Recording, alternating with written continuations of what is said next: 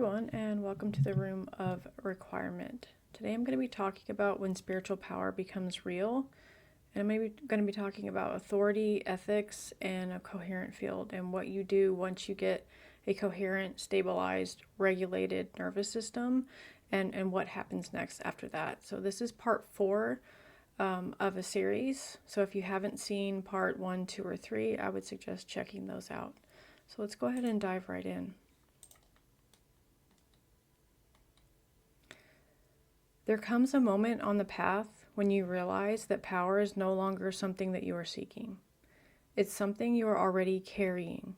You notice it in the way rooms settle when you enter them, in the way that conversations change tone around you, in the way people either feel seen or unsettled without you saying a word. And this is not imagination, and this is not ego. It is natural consequence of a regulated nervous system and a coherent field. Esoteric expansion, what this moment actually means. In the ancient mystery teachings, this stage was never spoken about publicly, because once power is real, the work is no longer about awakening. It's about responsibility. A coherent field does not remain neutral. It influences and it entrains. It stabilizes or destabilizes everything that it touches. This is why initiates were tested not on how much they could access, but on how little they needed to use. Authority in esoteric law is not granted through knowledge, lineage, or ability. It emerges when the nervous system can hold power without seeking control, and when the self no longer needs to dominate in order to feel safe. Unconscious influence on others.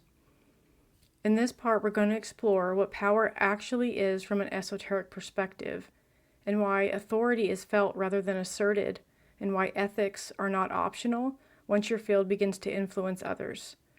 Because at this level, harm does not come from intention, it comes from unconscious influence. When power stops being an idea. There comes a point on the path where power is no longer something that you seek. It's something you notice happening. People respond differently. Spaces feel different when you enter them. Situations de-escalate or intensify around your presence. This is not charisma, and it's not personality, and it is not spiritual superiority. It is the natural consequence of a coherent field. And once power becomes real, a new question emerges. Not how to use it, but whether you understand the responsibility of carrying it. What power actually is. Dispelling the myth. In most spiritual and cultural narratives, power is misunderstood. Power is not control, and it's not dominance, and it is not getting others to bend to your will. From an esoteric perspective, power is field influence. It is the capacity of a regulated, coherent presence that stabilizes or destabilizes a space, amplifies or calms emotions, invites truth or provokes resistance, shifts outcomes without effort. Power is not something that you do, it is something that happens because you are stable enough to hold it. Now, we've seen this in the public eye with people that are really respected, some spiritual leaders, things like that. They have this about them. And it's really rare to actually run into someone that fully embodies this kind of power. And it's not to dominate others. It's just that they are so calm, so grounded, so centered that, they just walk into a room and in its presence, and people don't really understand what it is, but they just automatically want to listen to that person. And they have a profound, peaceful, almost angelic energy to them. It's really rare, and I've seen it a few times. But this is what I'm really talking about. It's not about dominating someone or taking advantage or pushing your will upon someone. It is just your field stabilizes other fields. Authority versus force. The difference that changes everything. Authority is often confused with force. Force pushes. Authority anchors. Force requires effort. Authority requires coherence. When authority is present, people feel it before you speak. Boundaries are respected without explanation. Influences emerge without persuasion. And in mystery traditions, authority was earned through self-regulation and not knowledge. Those who could not govern themselves were never entrusted with power over others. This is why regulation always comes before command. How power distorts without ethics. The hidden danger. So here's the truth rarely spoken. A coherent field amplifies everything, including unconscious shadow. Without ethical grounding, power reveals control patterns, savior complexes, subtle manipulation, spiritual justification for harm. And this is why some spiritual figures destabilize others while appearing calm. Their nervous systems are regulated, but their ethics are unexamined. Power without ethics fractures the field over time. It always does.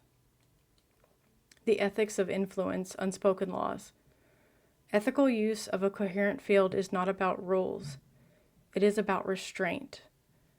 Ethical influence means not using presence to dominate, not using calm to invalidate emotion, not using insight to bypass consent, and not using stability to silence others. True ethics asks one question: does my presence allow others to remain sovereign? If the answer is no, then power is being misused. The initiation of restraint, the hardest stage. One of the most difficult initiations is learning when not to act. A coherent field does not intervene everywhere. It does not correct everyone. It does not stabilize everything. Restraint is a sign of mastery. You do not regulate others unless invited, and you do not impose clarity where confusion is necessary. You do not resolve lessons prematurely.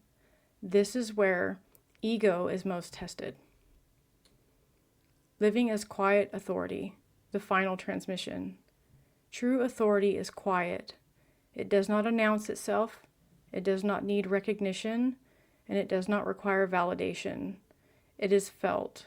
When power, authority, and ethics are aligned, presence becomes medicine. Silence becomes stabilizing. Action becomes precise. This is the stage where the work is no longer about growth. It is about guardianship. Closing. The responsibility of coherence. If you've reached this stage, understand this. You are no longer just working on yourself. Your field affects others, whether you intend it or not. And that means the path forward is not about acquiring more power, but about wielding it with integrity. Power does not make you sovereign. How you hold it does. This is all I have for you guys on this. This is the last video in the series. I hope you guys really enjoyed this. I hope you understand how a regulated nervous system can affect you and those around you, how to act with ethics, how to ground and stabilize yourself. This takes a lot of discipline to achieve this type of power with your field. You can glimpse it in some people, but it's extremely rare. So I've always strived to be able to get to this spot, and I continually work every day to do that. And so I hope you guys want to do that too. So I hope you enjoyed this series, and I will see you guys next time. Bye.